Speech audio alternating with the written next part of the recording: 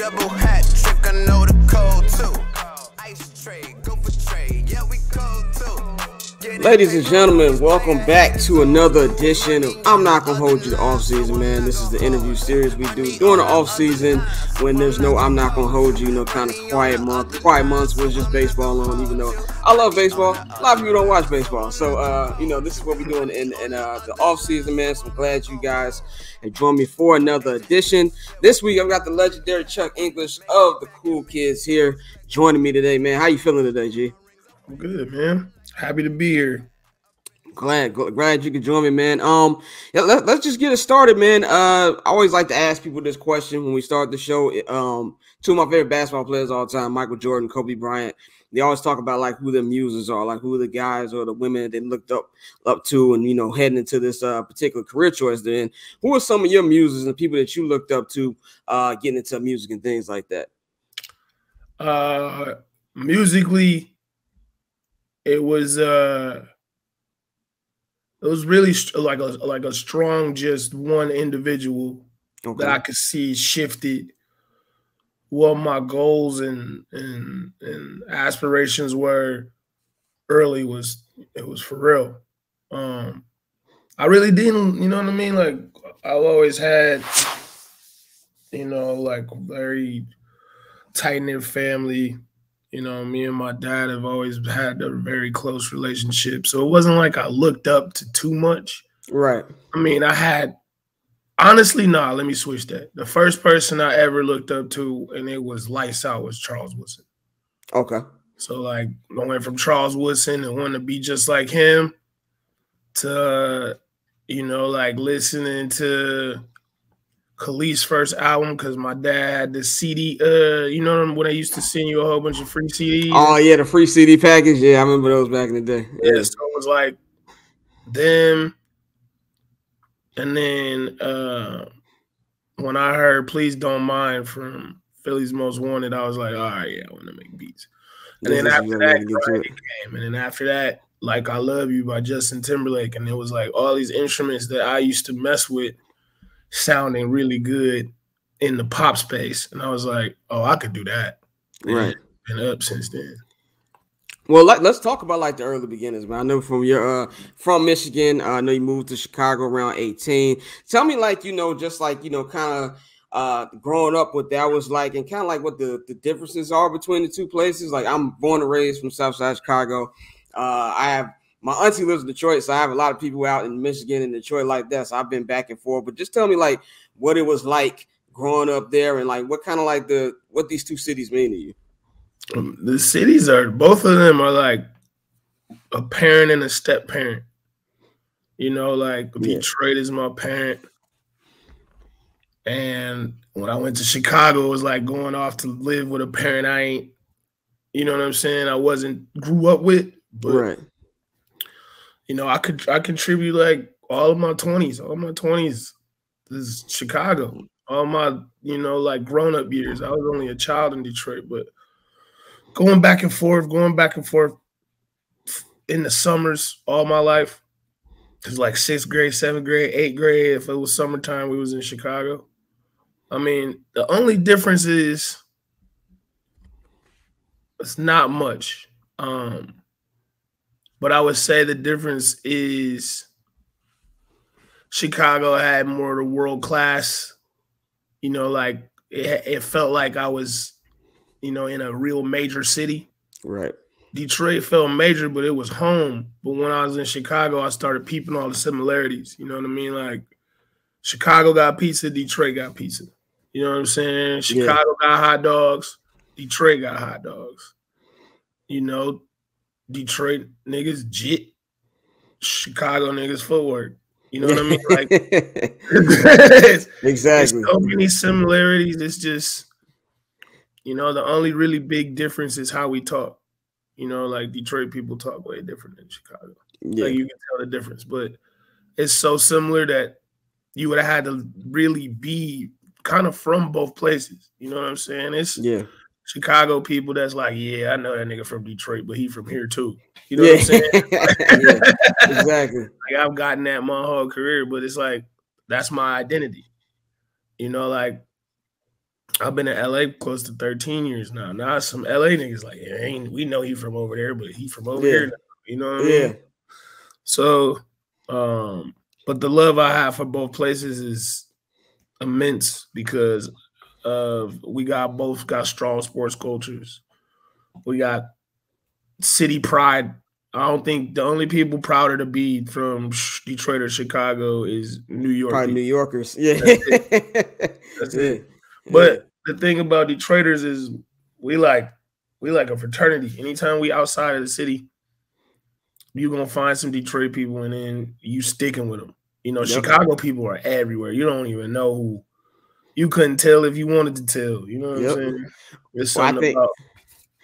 Well, I was gonna say, not to cut you off. I just feel like I've been out here in LA for next year be my 10th year since I moved to LA. So I definitely feel what you're saying about people saying, "Oh yeah, he's from Chicago, he's from here too." Yeah. But you know, it's that certain thing that when I was in Chicago, I didn't know like we had like an accent or things like that because I was around people who talked like me. And then when I moved here, first people asked, "Like, you from the South?" And I'm like, "No, I'm from Chicago." Now it's like I can spot a Chicago accent out like that. Yeah. And I've spent so much time in Detroit too because my auntie lives there. It's kind of the same thing where it's like, oh, I can really tell the difference between them. Actually, like the most people I've met out here, like in my time here, it's actually weird. Maybe 15% of people I've met have actually been from Los Angeles.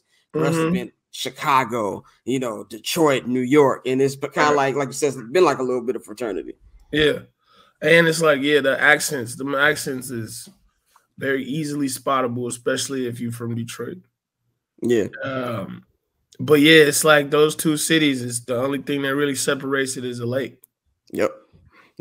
And I think the thing too about Detroit, what I love, like you said, about how we're both proud of our cities, is like I've been to Detroit many times. I used to spend Detroit going to summer. My first like real summer in Detroit was like 2004. I had just finished like my freshman year of high school. Summer.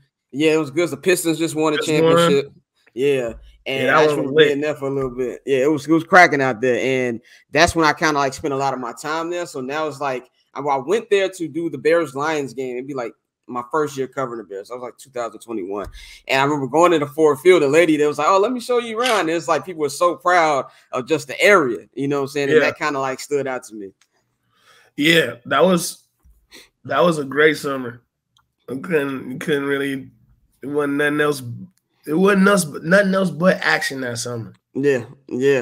I don't remember the I think it was called the Joe Dumars arcade or something like that.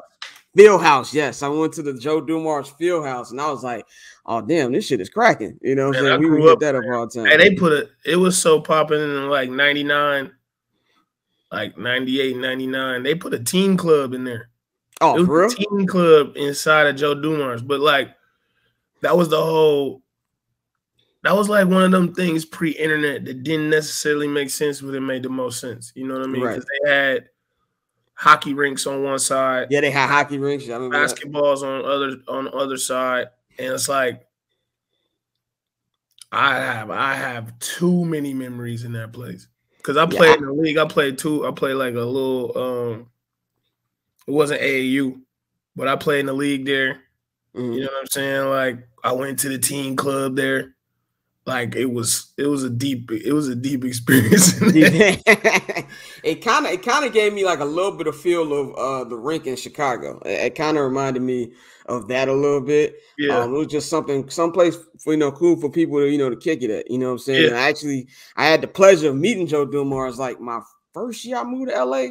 I was working at this FedEx in like Westwoods, like all the that's the NBA hub during the offseason. Hella players retired. Everybody would come in. Joe Dumars came in, and I was just able to like tell him about, I'm gonna be in Detroit, and tell him about the field house. And he was like, just kind of and all that. I kind of even remembered that place. So it was just kind of cool to like talk to him about that. Yeah, that place was monumental.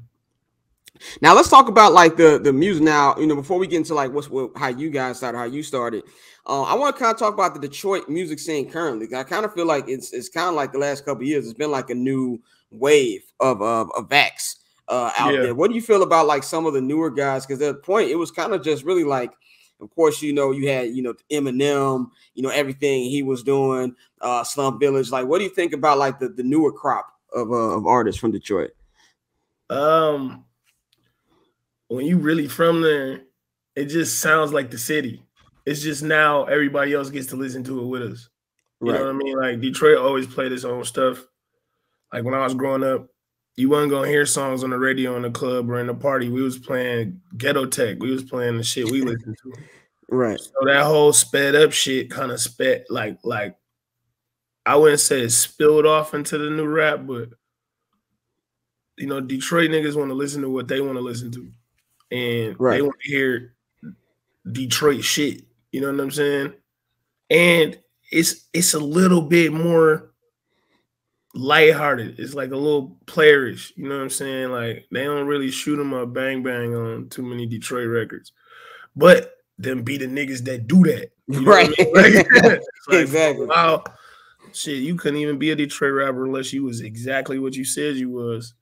And then labels was scared of you, or you know, it wasn't no real bridge between musicality and street rap music. And now I mean, because then we had this window of opportunity for like a lot of the, you know, the lo-fi and all of the Dilla-esque things Right. that happened was because there was that separation, you know what I mean? But even Slum Village and Dilla, they had their height to the point where it's like everybody knew, you know what I'm Yep. saying? They used to play Nobody Believes Me, but I didn't even know that the beat for Get This Money by Slum Village was a real beat. They used to play that shit underneath the traffic and weather announcements on the Oh radio wow. on the way to school. Damn. That's crazy. Yeah, like I thought that was just what that was. And then when I heard the song, I was like, oh shit. You know, like Detroit has really always not separated. They've always celebrated and supported their own, whether people know it or not. Sometimes you just gotta lead a city.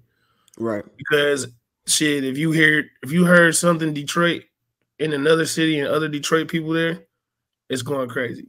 Yep. You know what I mean? It's like even that you know, our little hustle dance. It's like how Chicago got Stepping In Ballroom, Detroit got Yep. Ballroom and Hustling. And it's like, you know, that Tamia song is about the most Detroit song you could ever hear right now. The one where they be doing that little 12-step program. Yeah. So they like all goes back into the rap. It's like it's a level of originality, and then it's spread throughout the whole state. You know what I mean? Like Flint rappers getting with Detroit rappers. Flint and Detroit wasn't getting along to do shit, but like smoke something for a really long time. Now it's like, you know, you'll go on the internet and they'll call it the Michigan sound, which I'm not mad at. It's still the Detroit sound, but Right. you know, like now my the way I can answer this for real is now if you're in Detroit and you really got something to say, or you a fly nigga and you know what I'm saying, you could get up, you could really build yourself a career and never really talk to a label. You know what I mean? Like Detroit goes on YouTube. Like, Right. we make our decisions based off that. Right. I mean, yeah, that's I kind of like that's how like the industry is now too. And I think I was talking to a friend the other day. Like it's kind of the same thing out here in California a little bit. Like you can really like tour and make your whole career and not ever leave the state. Like it's kind of like the same thing, you know. Well, Michigan and California are very similar to me. Like not in size, but in, you know, how there's several different cities that's way different. You know what I mean? Right. Like in Detroit, you got Detroit. I mean, in Michigan, you got Detroit, you got Pontiac, you got Flint, you got Saginaw. And on the other side of the state, you got Muskegon, Benton Harbor. And all of these spots is known for like hoopers and hood shit. And Right. like California, it's like Carson, all of them, you know, LA, Pasadena, Auburn, all of that shit is like, it has all the ecosystems. It's got sports, it's got food, and you can get your ass shot. Like exactly. It ain't like you going anywhere. And it's not like I'm just talking about us. Shit, it's white cities you'll get your ass popped in Michigan. Same way in California. Yep. You know what I mean? Like it's very similar. You know, it's surrounded by water.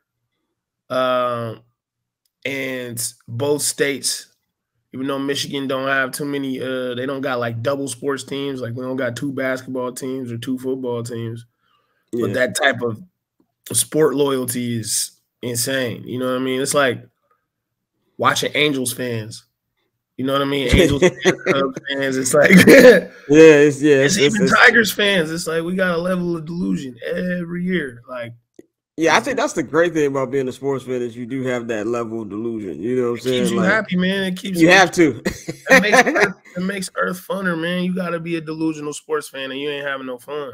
Yeah, I mean, imagine being a delusional Michigan fan all through the 10s, 2010, 11, 12, all that. Now I'm a Chicago Bears fan. I know nothing but delusion. Yeah, yeah, true. I was there with y'all when the Lions was trash and going 0-16. I definitely rode the Bears wave for a minute.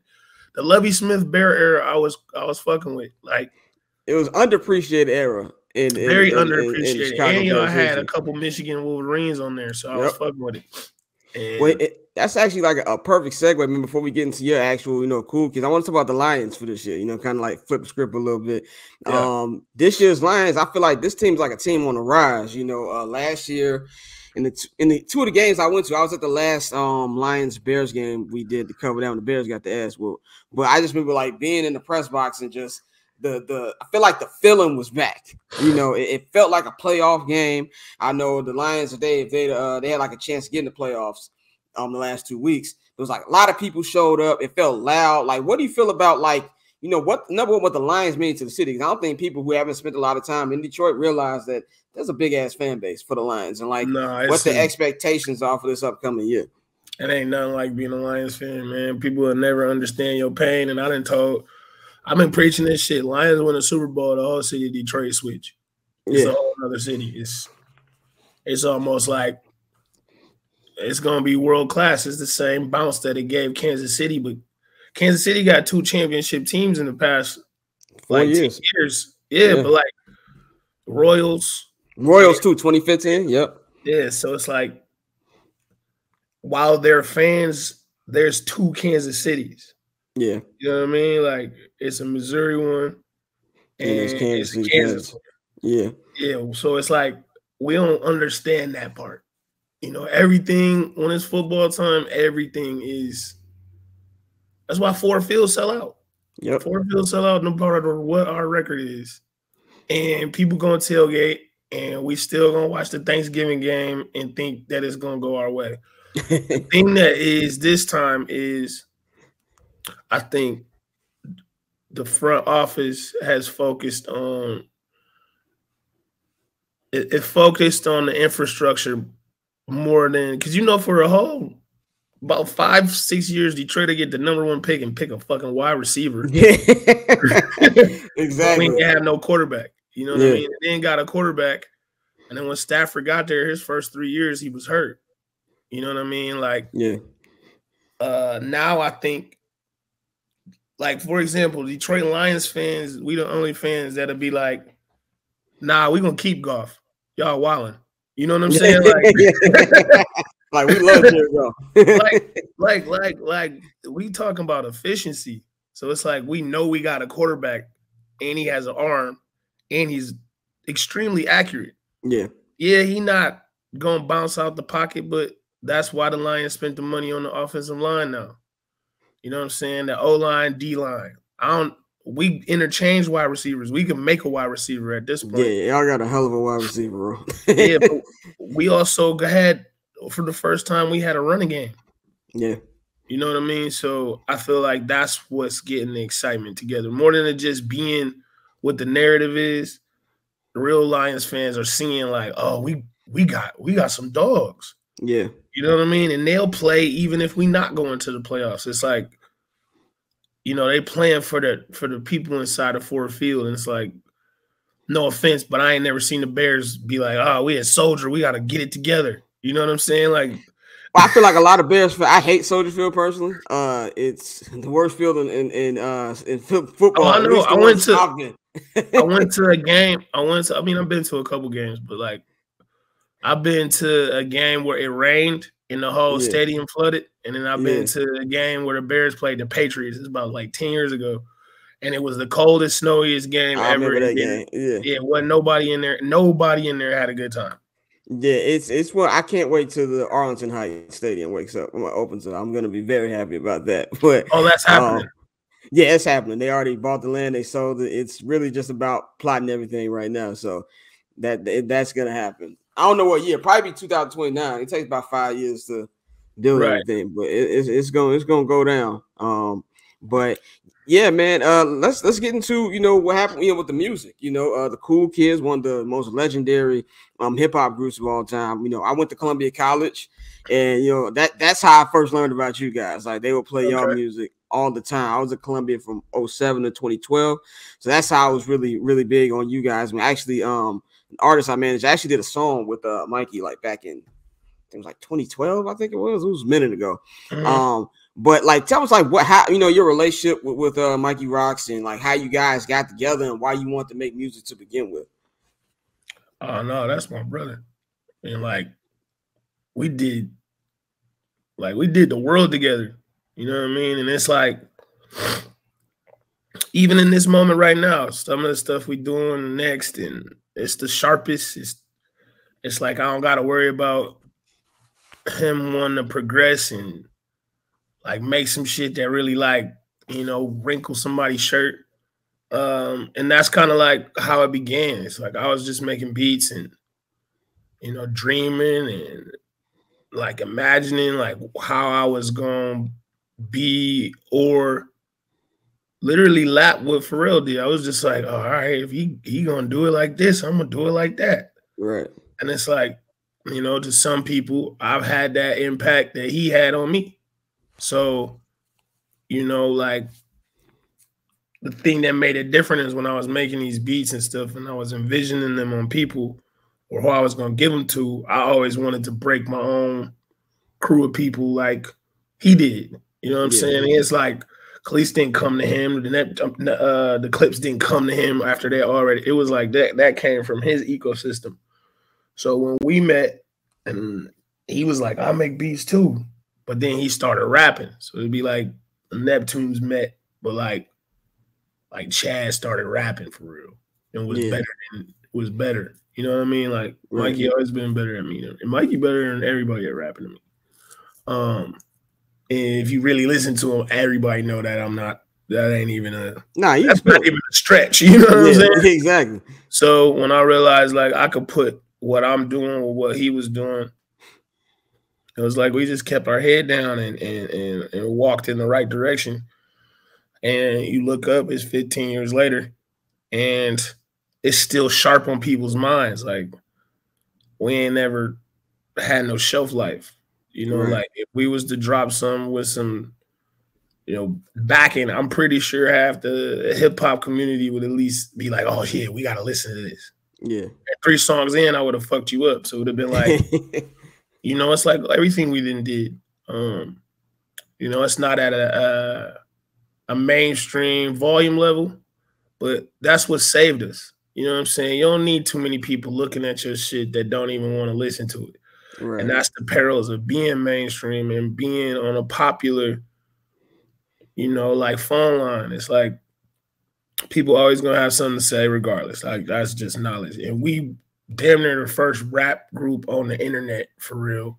Yeah. So we took shrapnel coming through the door. You know what I'm saying? Like I was listening to Blog Era podcast. I'm listening to all this coverage of the history that we all created.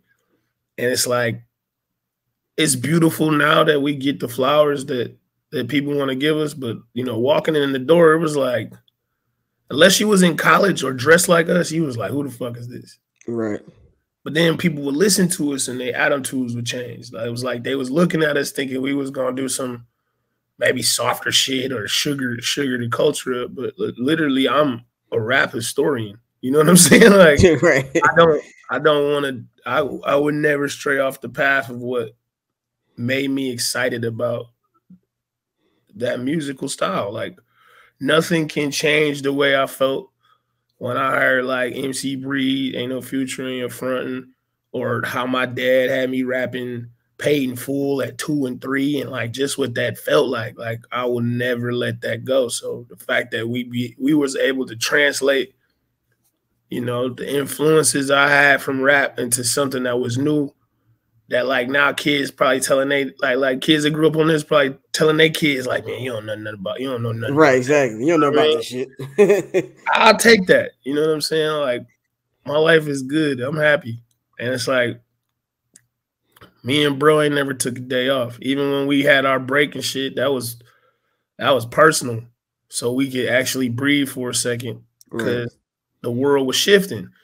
You know, like when the blog era ended, it was like, how could we exist without trying to sound like something everybody trying to cover? You know, like the end of that was, you know, the Meek Mill, Drake, Amen era. And I remember when that song came out, I'm like, I ain't got nothing for these niggas. I'm like, I don't know what they want to listen to. I even fuck with that song, but I'm just like, everybody's attitude is shifted. It was like we was early too. Like we had a run. Rocky and Ferg and them popped up. I was like, all right, we're gonna sit on the bench a little bit. You know what I mean? Like, why try to compete with the next wave of things just to do it?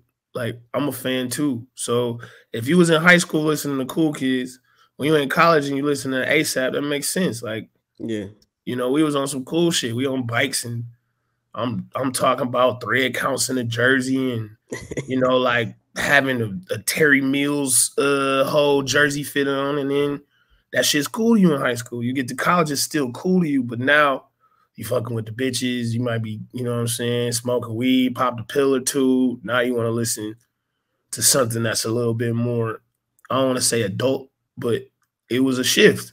Yeah, a little bit mature, a little bit. Yeah, but it's like we running the Rocky and them. They like, man, shit, we wouldn't even be here without what y'all did. And I'm like, I'm watching what y'all did. Like, shit, I'm gonna sit back and let it, you know what I mean? Let it marinate. Because the thing about being a really good artist is just timing. You know what I'm saying? Like, timing is everything. And, you know, they always say comparison is the thief of joy. Yeah. So we never compared ourselves to nobody. I ain't, you know, like the only thing I wanted was, oh, y'all remind me of like EPMD or Run DMC. Yeah, I'll take that, but that's not what it is, but I'll take it. You know what I mean? Like, but I was never trying to be like, all right, we the new Run DMC. Let's make some shit that sounds like that. And in music, you kind of get bullied into keeping up. You know, you'll hear artists, you'll like them, and then 2 years later, they making shit that sound like other people. That's not their call. They didn't want to do that shit. Nah, you gotta hold. Sometimes you gotta hold on the rope a little bit and make sure that the route you want to go is the route you want to go. It's like sailing. Like you really got to shift your mast to the direction you want to go. And even though if it's windy or if it's treacherous, like if that's the direction you want to go, then you set. If you don't have no set direction, then people know you'll blow wherever way the wind is going. And you don't really notice you're ruining your career doing that. You know, like there's certain shit you can't switch up. It's like if Larry David did an action movie. You know what I'm saying? It'll throw you off. Like, what is this? Listen, it'll sell out. If Larry David did an action movie, it would pack the motherfucking movie theater. Yeah. But everybody in the movie theater would be like, yeah, this ain't it. I don't know if this should be the move. You know what I'm saying? Have the Larry David reaction to Larry David. Yeah.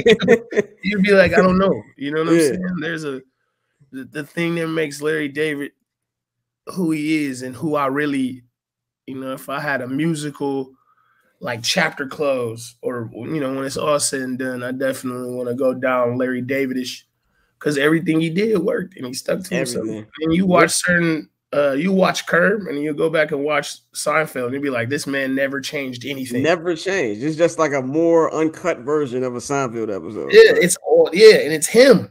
Yeah. So I take, you know, those types of artists and, you know, like actors and people of creative influence. And I realize like the one thing that they don't do is change the thing that people loved about them the most. Right. You know what I mean? Like, it's like, for example, listening to that rock track where he rapped with Tech Nine. Mm-hmm. Have you heard that one? Yeah, you talking about The Rock when he was rapping on that shit? Yeah, it's like it was wild as hell. It's like I love The Rock, bro, but bro got his hand in shit. I'm like, how you even get there, dog? How you get there, dog? Yeah. And that's like I fuck with bro. That man is a representative of childhood for a lot of us. Shit, And if I you want to fuck talk with about his music, tequila. that's my number one. Like The Rock was like my first Right. superhero damn near. Oh yeah, and I love the tequila too. Yeah. No, I'm saying his tequila is fire. Yeah, it's really Rocks, good. Yeah. and it's like everything else is like, how'd you get there, dog? Yeah. You know what I mean? Like, so I think my and Mikey's shit was a consistency that was incognito. It's like if you go back and listen to our last two albums, the one from 2017 and then the one from last year, we all we do is just add more to it. You know, like we'll shake down some slang, we'll do things that our inner child and, you know, like a 13, 14, 15-year-old us, if they was to get put on us, how will we blow their minds, you know? Yeah. And keeping that little bit, man, keeps things fun. Like when me and him is still in the studio, still, it's like this album we got with Manny Fresh, the album we about to drop a little summer series. I'm just waiting for the playoffs to end. Like I'm trying to catch people's attention. Like, it'd be over in like 2.5 weeks. Dropping music in an intense playoff season is like it ain't. Nobody's paying attention. Nobody's paying attention. I want this for the summer. So just knowing that I still have that freedom, like to certain people's, if I drop like a 6 song, we drop a 6, 7 song joint and it's all killer. It's people that gonna see us as a whole new group. They're gonna be like, oh, you ever heard of the Cool Kids? It's gonna be kids being like, damn, you ain't never heard of them? Yeah. And then you go back and be like, nigga, I for sure heard of them. And then I'm bringing like two worlds together. But it's like I've never had to rebrand. You know what I mean? Like we got to reinvent certain shit, but the characters and ecosystem we built has been sustainable for almost 16, 17 years. Yeah, and that's a brand right there, man. It's kind of like one of my favorite scenes in American Gangster where Denzel's like Pepsi, it's a brand name. Like so you guys got that. And it carries on, man. And you talk about like being like some of the originators in the blog era, which to me is like the last organic era of hip hop. I kind of feel like I really don't know what the fuck's going on right now. Like absolutely the last organic era, because people got to make decisions, and then the highways and pathways to the music you like was curated by people that actually did the work for you. Now it's just like throw it up in the air and see if it sticks. And I mean, you get what you pay for, man. Like we don't pay for music no more, so this is what we get. Yeah, like ain't nobody got to make a decision. You pay $11.99, $12.99. You can listen to anybody's shit. They even got the artists confused, thinking that people really listening to them. Like you got to stream out of curiosity. That don't fucking count for a sale. You know what I'm saying? Yeah, and it's a lot of. It's people can trick the algorithm, you know. It's sleep music that got more streams and shit than people with albums, but you know, it's all about marketing. And I feel like in the streaming tech era, it's a lot of trickery. It's a lot of the game is rigged, in the words of but it's done in a real evil way. You know, like it ain't for good. This was not here for help. It was not here to help us. This shit was to line the pockets of people that was losing money during our era. Yep. So if you didn't like the blog era, you for sure love the streaming era if you a suit. Yeah. Because now it's money changing hands. You ain't even gotta say nothing. It don't even gotta be reported. Back then, it's like we could all exist on a website, or you know, you gotta think about.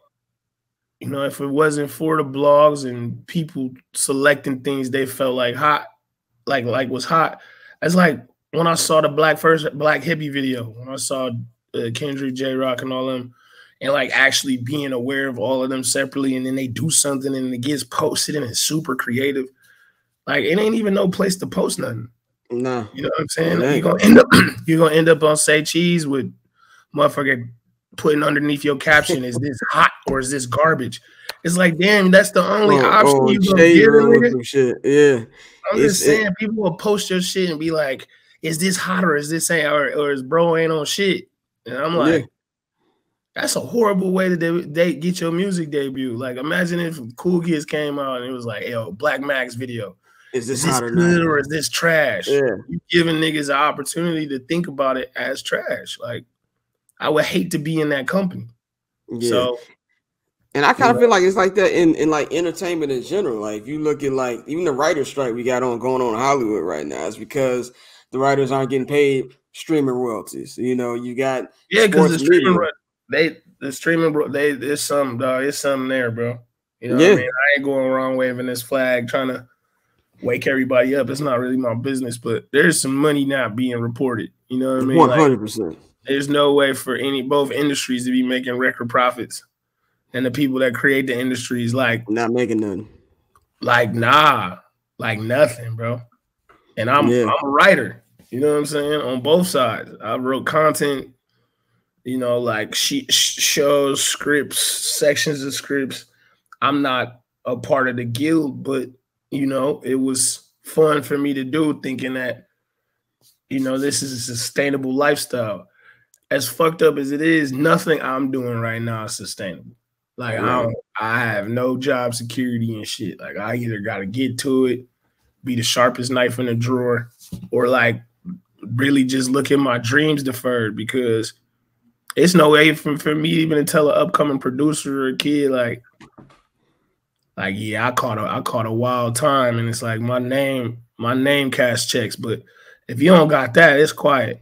Yes, you know very tough. Like I've been blessed that, you know, I've always made sure that your first impressions was your best. So it's like the people that be like, oh, Chuck, oh, yeah, no, for sure. But to a kid on the up and coming, it's like, what the fuck you done did? Yeah. You know what I'm saying? I get treated like, what the fuck you done did, until niggas be like, well, nah, yeah. Well, right. Nah, I remember what you did. Still, we about to put our people on first. You could wait. And it's like, either with music, you know, the only pure space I've really been finding artistically is, you know, food. And why I've like entertained it as much as I have over the past 2 to 3 years is I'm really good at it, and can't nobody take me out the court. You know what I'm saying?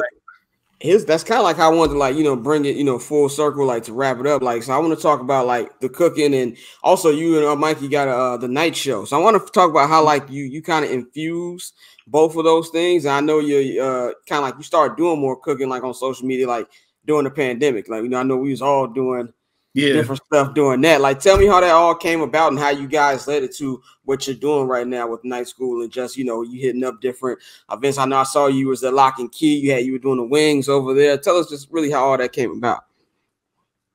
I mean, I hate to use this word, but like, I'm a hustler for real. Like, I'm gonna figure out how to exist. And you know, me and Mikey got this humorous writing style. You know what I mean? Like, we realized like there's like some real, like Seth Rogen, what's bro's name from The Flash or Ant-Man? What's Paul Rudd. Yeah, it's like we got that type of like banter. Like, if you was around us or you stick around us a day, we might lock into a character and talking that character, just goofing around all day.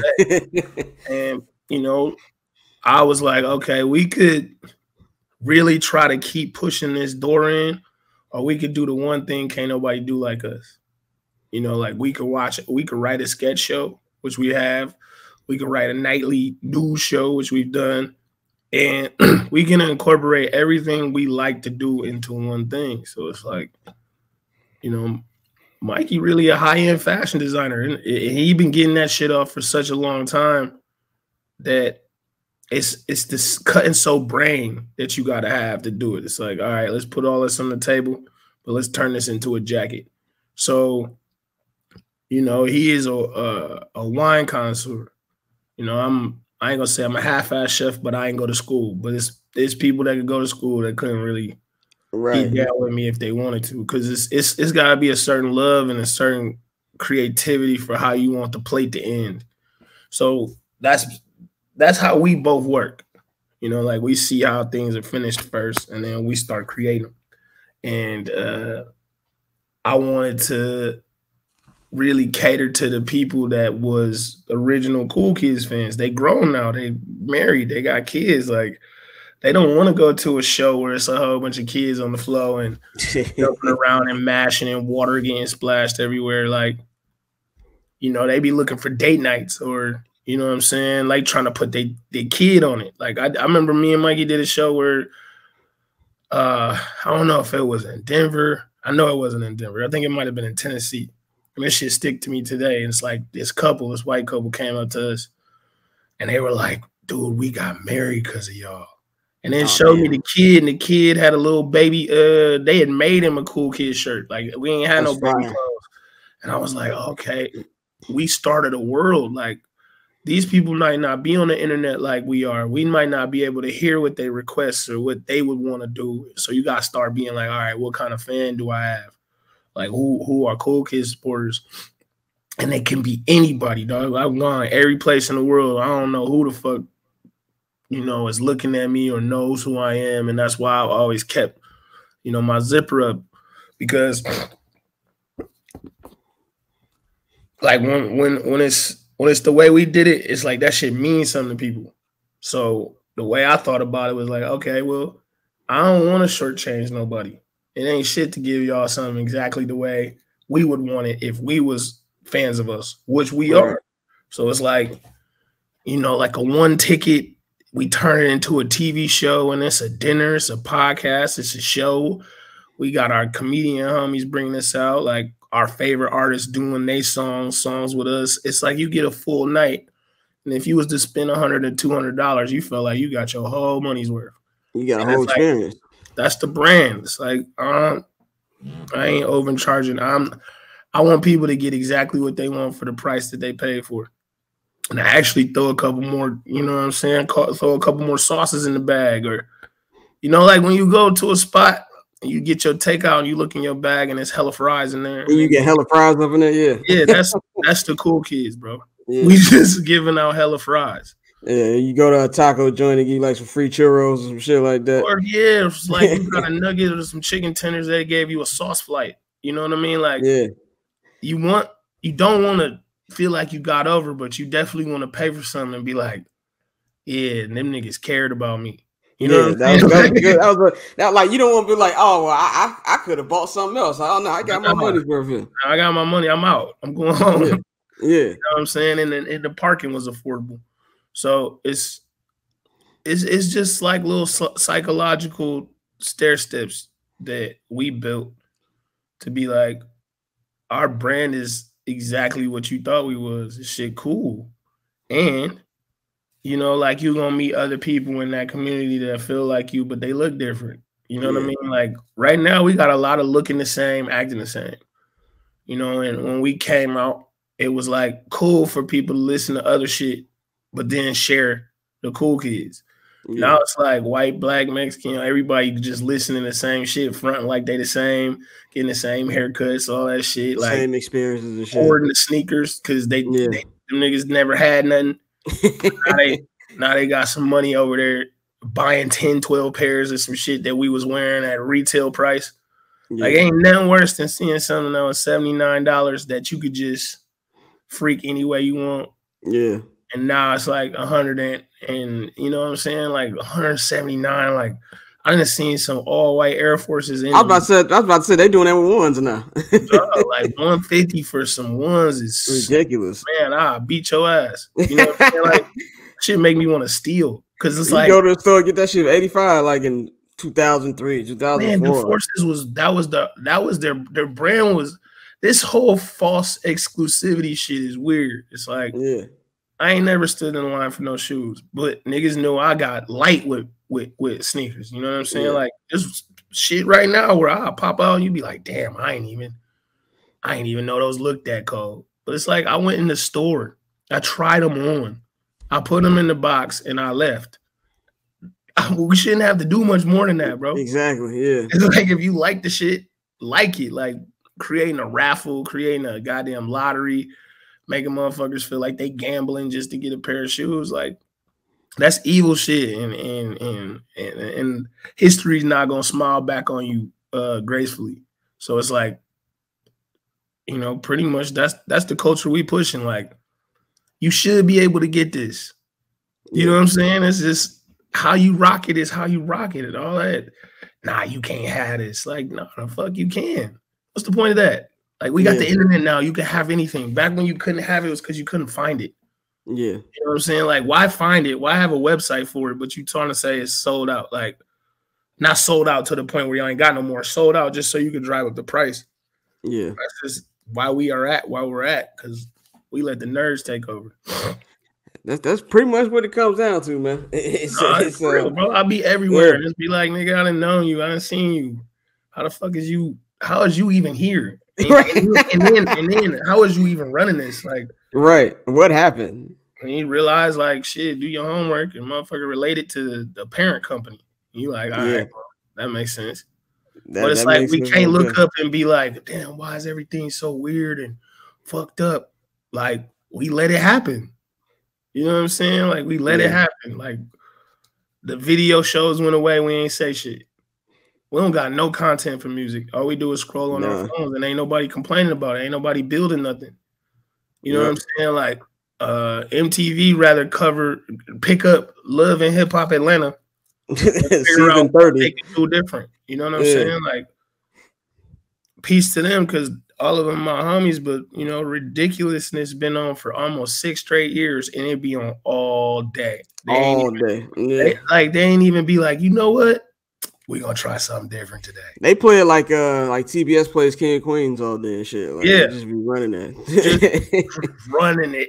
It's all day. Like BT do Baby Boy. It's like all fucking day. Like BT wore Martin out. I ain't never think that I see that I would get tired of watching Martin. Like, nah, I gotta give Martin a break right now. Because we overkill shit. We don't know.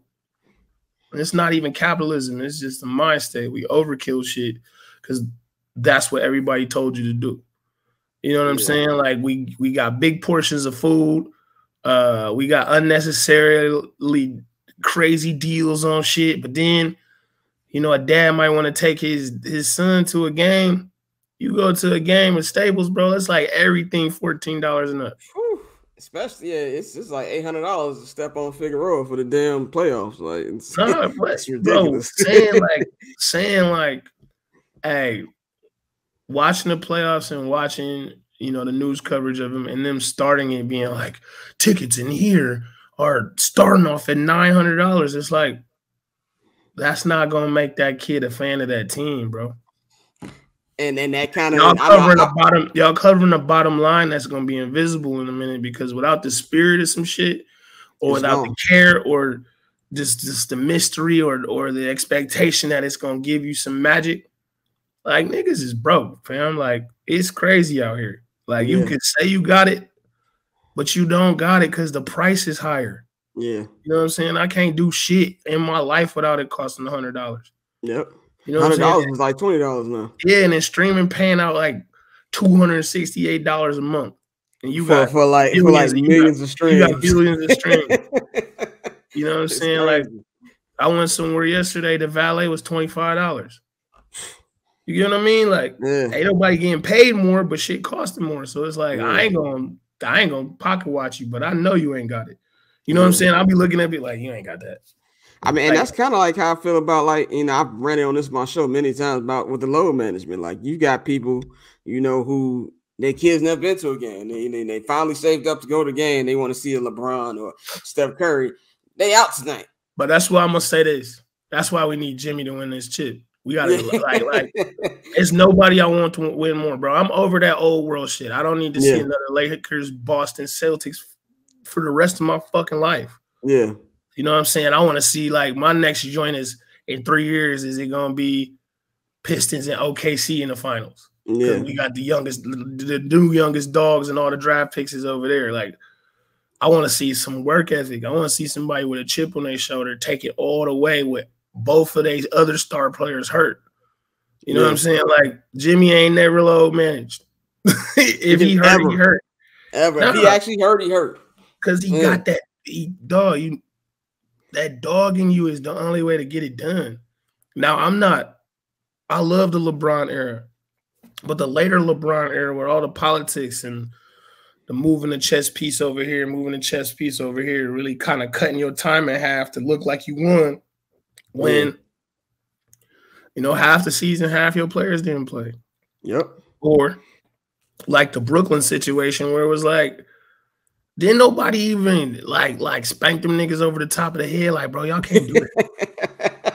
We still giving them podcasts and reasons to speak, but it's like, as much as Kyrie stand for, it's like, bro, your behavior is wild, G, because you signed up for this. I don't give a fuck how woke you got or how much information you got about how really life works, but shut the fuck up because you chose this. Yeah. And it's you gonna do more with kids watching you play and you speak when asked questions than trying to stand on some shit that like you just open yourself up for ridicule. Now your whole point is getting diluted. You know what I'm saying? Like they gonna try to put, was Kyrie like Muhammad Ali? Like it ain't nobody that's gonna let that shit slide. It's one thing that like you ain't gonna slide that one in there. I'm just saying, as much as I love Kyrie, for as talented as it is, and I'm Native American too, bro. Like I knew all the shit you found out, but it's like, what was I gonna do about it? Like I don't got the money to walk around and be like, yeah, we should have went to college. We was here first, all that shit. It's just like sometimes you got to know where you're at and work from there. So now if Kyrie would have dog walked the whole NBA for the past 2 seasons, like he was him for real. Now when he say or give his explanations for shit, people going to listen. Yeah. You know what I'm saying? When you missing games or you wishy-washy, but you feel like you got a point to make, don't nobody care. I won't hear that shit. Yeah. And this isn't my personal opinion. This is like just how the world works. Like, you really got to do your job to have a say. We did everything to eradicate that being the law. Like now everybody got something to say. And you can't say it. And if you say it and it's foul, you getting covered. Yep. Like if somebody right now just said the wildest shit, you know what I'm saying? Like Tyler Hero ain't even playing. He could just say some wild shit. Tyler Hero said some wild shit, said nigga a couple times, all that shit. He would get more coverage than anything. Yeah. And that's just where we stay. So it's like, the controversy gets you the mic, not what you did. And it's like, I wasn't just using Kyrie as an example. It's like a lot of our sports figures right now are doing more than what they supposed to. But it's like, you got to realize, like, everybody's like, well, I'm a person too. Like, yeah, we get that shit, bro. Yeah. But you ain't getting paid $42 million and you chose to be a basketball player for you to have a change of heart, in the middle of some shit. And like I said, this ain't my personal opinion. It's just how we cover things versus what's important. And it's like, it's ruining what the mystique of the sport was. Sometimes the game is the game. The game can't be life and the game at the same time. Right. So players talking about, well, I'm not just an NBA player. Like, nigga, we don't give a fuck. We just want to watch you. Like, bro, like I did not come home from work to put on your game to hear about what the fuck you feel about not going to work. Yeah. You know what I'm saying? That's like me showing up to a kitchen after I agreed to do some shit. Everybody coming there for wings, and I'm just like, well, I don't feel like cooking today. Man, what? I was running. When you do anything, especially in the kitchen, it humbles you because you realize, like, don't nobody give a fuck, bro. Where the food at? Yeah. That's cool, Chuck. You cool and all, but where the food at? And anytime I've done a food event or any sort of collab, the work I do before the collab starts is why everybody having a good time. Like, I ain't never made nobody wait for food. Like, the lines don't never be long. And if the line is long, it's just because it's juking. It ain't because, like, I'm trying to hold up the line. I ain't never made a line outside of something so it look cooler. You know what I mean? Like, we going to do the work. So it's just like my comparison to sports. It's like you just get this entitlement that you think people care. Yeah. People don't care. And the one thing they don't care about the most is in sports, bro. Like, people, a lot of the athletes don't realize how much on the other side it's like the only thing they got sometimes. Like when you cover sports, bro, there's people that really wake up and their whole life is their team that they support. Yeah, Yeah, and it's like, and it's been that way for generations. Yeah. It's how they have fun as a family. It's like you think about the Raiders niggas, like Raider fan, right? They A live family that of shit, Raider bro. fans, bro. Yeah. They don't give no fuck. Like Derek Carr could have literally came back as the second coming of Christ and started a church, and they still would have been on bro head. Exactly. That's the perfect description of Raider fans. Yeah, it's like they don't care about shit else, but like, are the Raiders gonna win? Yeah. So it's just like something that people of influence and positions of power is like when I was saying about the shows that me and Mikey do, we think about the people that show up for us. You know, like you have to, and you get a little bit more respect when they know you did. Like it's like think about Barry Sanders, bro. You know what I'm saying? You could think about Emmitt Smith for another running back. Barry Sanders is universally loved anywhere he goes. Yep. You know what I'm saying? Like it ain't, what can you say? Yeah. And he's such a gentle, you know, beautiful human being. Yeah. That it's like it almost is like it lifts him up higher. Like everybody in Detroit was sad, like sad as hell. Like, damn, how you gonna leave us? But he ain't never say nothing. He wasn't about like, he wasn't gonna give you too much insight to his personal life on why he made a personal decision. Everybody in Detroit was like, this nigga coming back. He coming back. 2000. He coming back. 2001. He coming back. 2004. Nah, this nigga probably gone for real. 2023, we like, oh, that's one of the greatest Lions that ever lived. Yeah. And a great person.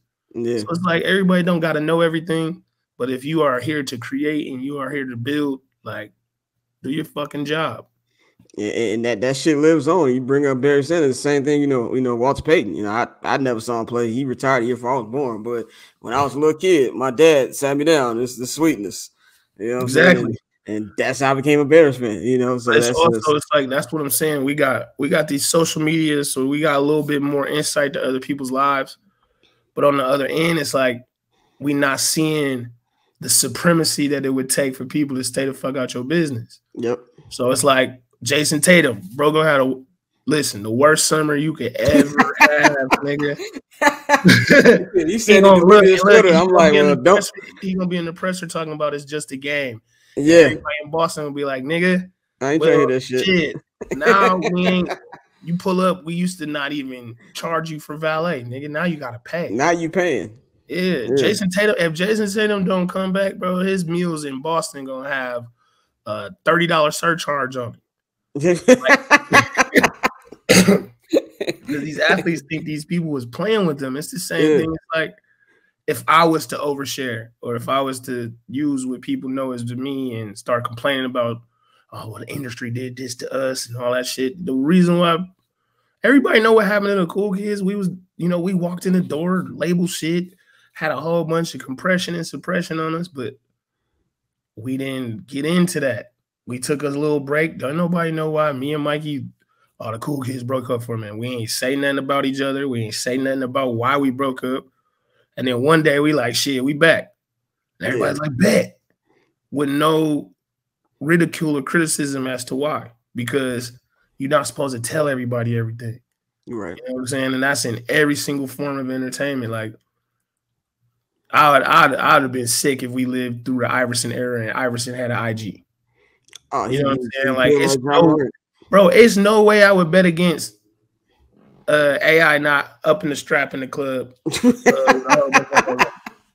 It's no way that didn't happen. It happened. Yeah, it 100% happened. It just nobody caught it. It happened, bro. Yeah. I remember when he dropped the rap song. Yeah, it was like 2000, 2001. Jewels. When he was Jewels. Yeah. And bro, that man went through it all on. They was gonna trade his ass. Yeah. Yeah, you know what I'm saying? Like, now imagine if Jordan was on IG or if the Shade Room posted Jordan Daddy dying. Yeah, or catch them at the FanDuel lot at like 3 a.m. after a finals game. That's what I'm saying. It's like people that want the privacy got to give themselves the privacy. You know what I'm saying? You want people out your shit, don't tell them. Be about your work. You know what I'm saying? Like, all the political sidebar and, you know, coming to the arena dressed like a goddamn Teletubby. You know what I'm saying? Like, you killing it. It's like you killing it. And you got to understand that certain things got parameters, and you can't just stretch it. Like cutting the grass is cutting the grass. You can't put the lawnmower over the water. So it's like we got to play the game that's on the court. So that's in every single thing. So like just to double back and round out, like that's what me and Mikey whole vision has been. Like just build the shit they like, man. Then we don't have to bring despair and be all encompassing. Like niggas don't. You having a day where you cry and you get on IG and cry on IG, you wasn't really crying, bro. Nah, you just trying to do I ain't never cried and picked my phone up, like let me look at my ugly ass crying face just so somebody felt sorry for my ass. Like that's where you lose give dope shit. But you lose your magic then. You know, you thinking that everybody wants to be empathic for you, and it's not the truth, bro. Like if I walked outside and I like crossed the street, but my foot got stuck, right? And the traffic's coming, they gonna blow their horn and tell me get the fuck out the street. They're not gonna say, oh man, this man got stuck right here and his ankle probably hurts. They don't give a fuck. It could have been the church bus. They still would have been like, get your ass out the street. So that's the most important lesson in life I've ever learned is people care, but they really don't. They really don't. Yeah. So if you want them to care, you're going to get crickets. Like you got to catch humans where it's human at, where they saw you, they could feel it. Yeah. Like, damn, man, let's raise some money for bro, or let's get bro together. You know what I mean? Like it's always the people not begging for shit that ends up receiving some of the most fruitful blessings when people see like they struggle. So yeah, man, I was long-winded for nigga. Nah, I appreciate it, man. I appreciate you. I think the best way to end it, in the words of Vince McMahon, give the people what they want. That's all they want, man. Like that's why McDonald's is still cracking. It's what they want. Like you can't tell them what they want. You ain't gonna make no organic plant-based McDonald's sandwich and it's gonna sell. You know what I mean? Definitely. You can't do everything. McDonald's got McDonald's. The healthy spots got the healthy spots. It's up to you to figure out where you want to go. Yep. So, and give the people what you want, man. Hey, man, thank you for joining me. Let them know where they can follow you, where they can get in tune with you and everything like that. On Twitter, it's Chuck is Dope. Instagram is Old English, but I'm more on Twitter. I just post party flyers and food on IG. On Instagram. I don't even be fucking on IG no more. Like I go on there and I think I want to see what somebody did, and it's a post from 2 days ago mixed with a post from 6 hours ago. And it's just, you know, I just know when the party's over. This bitch like MySpace in 2010. It's on the ending of it, man. Just catch me on Twitter. That's where shit go down now. And I caved in and bought it because fuck it. You know what I mean? Like I'm good at it. Yeah, you know what I'm saying? You're charging the price of a croissant a month. Damn, yeah. And I get unlimited characters and I can watch movies on that bitch now. Fuck it. I'm good to go. Yeah. But yeah, man, thanks for having me. No doubt, man. This is I'm not gonna hold you to off season, man. We'll be back next week. We out. All right. Getting paper on these player haters, old news, money on the other line, so I'm not gonna hold you. Money on